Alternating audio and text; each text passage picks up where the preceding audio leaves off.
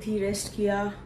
आज बहुत दिनों बाद अनुषा से बहुत लंबी गप्पे मारी। एक्चुअली वो भी मेरे लिए थोड़ी वरिड थी, क्योंकि जो मेरा लास्ट स्कैन हुआ था उसमें जो फ्लूइड होता है वो थोड़ा सा, बहुत थोड़ा सा एक्सेस था। तो डॉक्टर ने बोला था कि हम थोड़ा ध्यान रखेंगे, और 28th वीक में जो आप लोगों ने शोएब के ब्लॉग में मेरा जो ब्लड टेस्ट हो रहा था, जिसे गेस्टेशनल चैलेंज टेस्ट बोलते हैं, शायद ऐसा बहुत लोगों ने कमेंट भी किया है। So basically there is a type of diabetes called gestational diabetes, जो ऐसी डायबिटीज है जो प्रेगनेंसी में लेडीज को 24th से 28th वीक के बीच में डेवलप होती है। जिस किसी को पहले डायबिटीज ना रही हो उनका भी पोटेंशियल रिस्क है कि वो इस दौरान, प्रेगनेंसी के दौरान, सिर्फ स्ट्रिक्टली डायबिटीज डेवलप कर सकते हैं। सो मेरे साथ वही हुआ है। अभी जो रिपोर्ट आई उसमें मेरे ब्लड शुगर लेवल्स काफ़ी हाई थे, and I do have gestational diabetes. सुनो, सबसे पहला थॉट चाहता है कि अरे हमने क्या गलती कर दी, अरे ऐसा क्यों हो गया, अरे मेरा तो सबसे पहले अरे मैंने ज़्यादा आम तो नहीं खा लिए, अरे मैंने ज़्यादा मीठा तो नहीं खा लिया, मैंने ज़्यादा चावल तो नहीं खा लिए। एट द सेम टाइम मुझे लग रहा था लेकिन मैं तो हर चीज़ डॉक्टर से पूछ के खा रही थी, मैं तो ध्यान भी रख रही थी। वो होता है, it is very normal. The thing is, gestational diabetes आपको इसीलिए नहीं होती कि आपने पिछले महीनों में क्या खाया है, उस वजह से नहीं होती।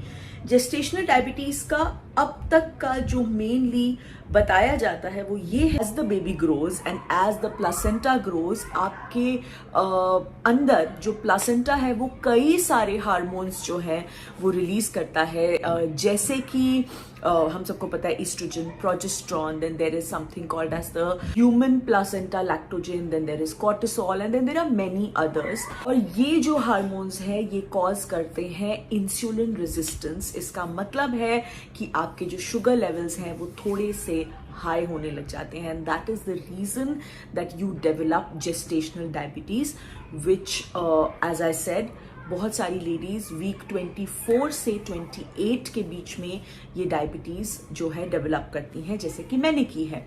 अब इसके अगर आप इसे कंट्रोल नहीं करो, इसे 24-28 वीक्स में यूजुअली इस टेस्ट के जरिए डिटेक्ट किया जाता है, और इसका बेनिफिट ये है कि आप इसे कंट्रोल कर सकते हो, टैबलेट स्टार्ट कर सकते हैं, डाइटरी डेफिनेटली रिस्ट्रिक्ट करना है। जैसे मेरे लिए अभी no sugar, no rice, no external sugar, fruit भी सिर्फ एप्पल, पेयर यही खा सकती हूँ, देन नो डेट्स, नथिंग मीठा, no bread, no bakery.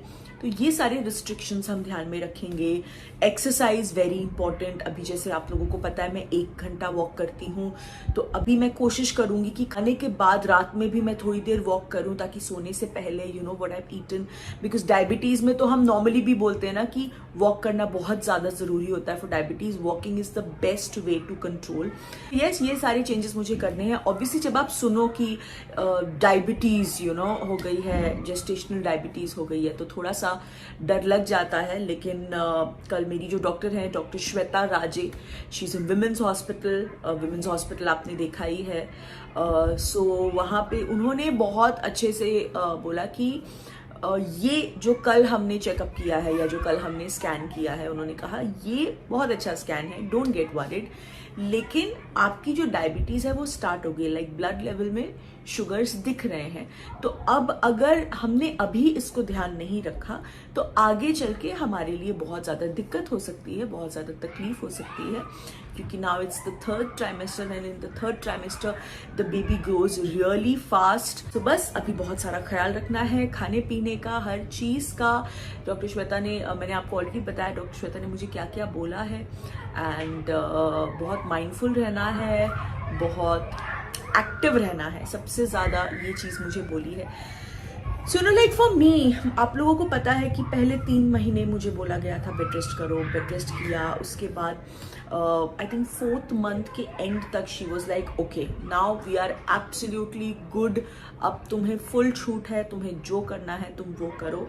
And वो चीज़ अब तक है, सिर्फ अब ये एक हल्की सी चीज़ आई है जेस्टेशनल डायबिटीज़, जिसका ध्यान रखना है, जिसे ठीक करना है और जिसे हम आराम से ठीक कर सकते हैं। एंड मेरे लिए थोड़ा सा रिस्क फैक्टर ज़्यादा है because my mom is a diabetic, तो वो उस वजह से मेरे अंदर आने के चांसेस ज़्यादा है, मी डेवलपिंग डायबिटीज़ ड्यूरिंग प्रेगनेंसी।